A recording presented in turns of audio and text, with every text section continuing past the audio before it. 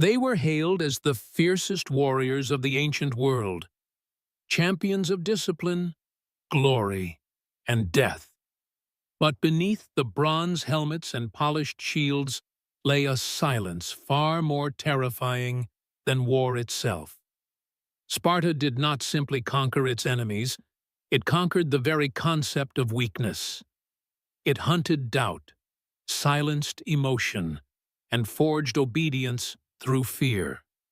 What they called justice, others would call terror. And when judgment was passed, mercy had no place. Thrown into the abyss. Death in the Kaiadas. Outside the city walls, beyond the olive groves and the red earth, there yawned a pit, the Kaiadas. No altar marked it, no priest blessed it. There were no prayers, no witnesses, no graves, only the wind and the fall. A condemned man would stand at its edge, staring into the blackness that had devoured countless before him. There were no words exchanged, no final confessions, only the hands of soldiers, the sound of boots against stone, and the hollow echo of a body meeting darkness. According to Plutarch, Sparta hurled its unwanted into this chasm. Infants born weak or misshapen, men accused of treason, slaves who defied their masters. They called it duty. They called it order. But history calls it something else, a ritual of annihilation. Archaeological findings revealed that the Kaiadas was no myth. Bones found in its depths bear marks of trauma, malnutrition, and violent death. It was not a sacred site, but a system, an efficient instrument of fear.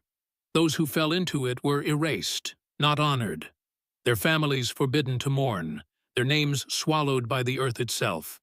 Even in death, they served a purpose, a warning.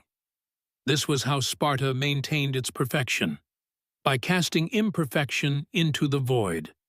The Kaiadas became more than a place of punishment. It was a mirror of the Spartan soul, cold, precise, merciless. To the state, it was an act of cleansing. To its victims, it was an unending descent into silence. The silent blade, the Krypteia. When night fell upon Laconia and the torches burned low, a different kind of execution began. The Krypteia, Sparta's secret hand, moved through the darkness. Young men chosen from the elite, stripped of armor and comfort, armed with nothing but daggers and silence. They were not soldiers in battle. They were shadows enforcing fear. Each year, the ephors declared ritual war upon the helots, granting the right to kill without guilt or sin. It was not war. It was purification, a cleansing of those who might rise. Plutarch writes that the Krypteia hunted by moonlight. They waited at wells, hid behind walls, watched fields where the helots toiled. Any slave who seemed strong, clever, or proud was marked for death. A confident step, a lifted head, a whispered plan, all were enough to summon the blade. The killings left no records, no courts, no witnesses, no graves. The Krypteia reported to no one but the idea of Sparta itself. Their mission was to maintain terror, to remind the enslaved that strength itself was forbidden. For those chosen to serve, it was a test of loyalty. For those chosen to die, it was an unseen war. One fought not for land or honor, but for obedience. A helot could live his entire life never knowing peace, because peace was not allowed to exist. The darkness was his constant observer. And in that silence, Sparta's order endured. The discipline of pain. In Sparta, pain was not a punishment. It was a philosophy, a ceremony of endurance, carved into flesh and faith alike. public whippings to the death. At the sanctuary of Artemis Orthia, the cries of boys echoed beneath the marble sky. They were not prisoners, not enemies, but sons of Sparta, trained to suffer, to bleed, to obey. Before gathered crowds, they were lashed without mercy, their blood staining the altar as the people cheered. The ritual was simple. Steal the cheese from the goddess's shrine, endure the whip, prove your worth. To falter was disgrace. To die was divine. Xenophon and Plutarch wrote of these ceremonies, how they blurred the line between devotion and death. Some boys collapsed, their skin torn to ribbons, their voices silenced forever. Yet their deaths were celebrated, not mourned. A corpse beneath the altar was not a tragedy. It was a testament to the city's creed. Pain builds strength. Death proves loyalty. That was the unspoken law. Even beyond the sanctuary, the lash ruled Sparta. It struck not only the young, but the grown, the slave, the citizen. It reminded the helot of his chains, the soldier of his duty, and the disobedient of his place.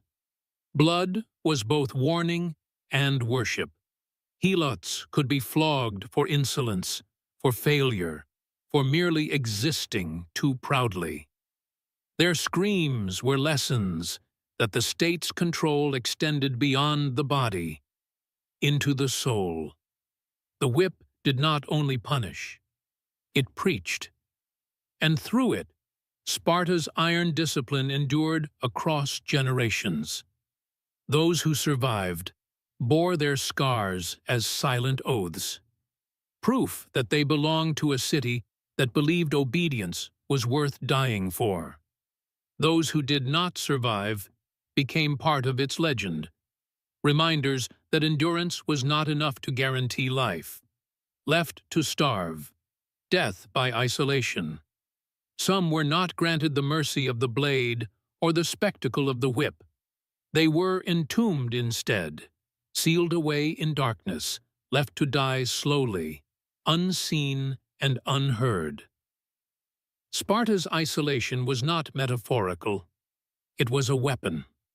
Pausanias and Plutarch tell of such punishments, prisoners lowered into pits, or sealed within stone chambers, denied food, denied light. Days stretched into delirium. The body shrank, the voice faded, and madness came before death. It was execution by silence, the slow unraveling of the human spirit. Even kings were not spared.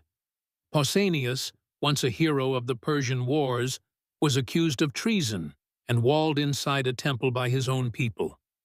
They would not spill his blood upon sacred ground, so they left him to starve within it. When he was finally dead, they unsealed the chamber only to move his body elsewhere.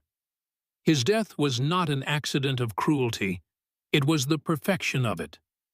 To Sparta, starvation was not just death, it was purification, a way to erase the impure without blood, without sound, without trace. The condemned became ghosts before they died, forgotten, denied the dignity of defiance or burial. These were not excesses of a brutal people. They were the deliberate architecture of control, a system built upon fear, obedience, and silence. From the abyss of Kaiadas to the blades of the Krypteia, from the whips of Orthia to the dark pits beneath the earth, Sparta perfected the art of submission. They called it strength. They called it order. But what history remembers is the echo, the hollow sound left behind by all those who were taught not how to live, but how to die. As Plutarch wrote, they taught men how to live, and they taught them how to die. So tell me, were these acts the foundation of greatness, or the shadow of a civilization built on fear?